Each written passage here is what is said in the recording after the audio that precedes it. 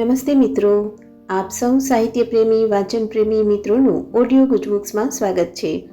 અત્યારે આપણે વાંચી રહ્યા છીએ વર્ષના પ્રત્યેક દિવસ માટે એક એમ 365 સુંદર સંદેશાઓ સાથેનું આ અદ્ભુત પુસ્તક ઉઘડતા દ્વાર અંતરના. ઓગસ્ટ 9. હંમેશા દરેક બાબત વિશે આશાવાદી દ્રષ્ટિકોણ રાખો અને સઘળી ગ્લાનિ અને નિષેધાત્મકતા ખંખેરી નાખો. તમારી આસપાસ ઘણા અદ્ભુત લોકો, વસ્તુઓ અને જીવનના અનુભવો આવી રહેલા છે. તેમના પર ધ્યાન કેન્દ્રિત કરી તેમને માટે આભાર કેમ ન માનવો? અને જે કાંઈ અણગમતું, અસુખકારી કે મુશ્કેલ છે તેને મોકળું કરીને જતું કાં ન કરવું?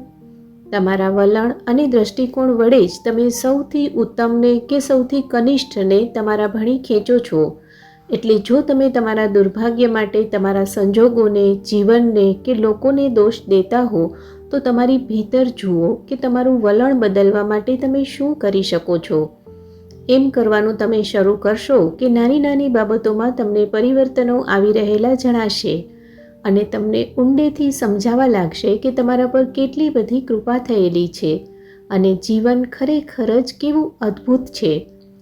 જીવંત હોવું, જ્યાં છો ત્યાં હોવું, જે કરી રહ્યા છો તે કરવું, આટલી બધી અદ્ભુત બાબતો અને લોકોથી વીંટળાયેલા હોવું, એ કેવો તો આનંદ છે, કેવો વિશેષ અધિકાર છે. એ દ્રષ્ટિગોચર કરવાનું અત્યારથી જ શરૂ કરી દો. એ બધા અહીં છે જ, એમને માટે તમારે બહુ દૂર નજર નહીં દોડાવવી પડે. આપનો આજનો દિવસ શુભ રહે.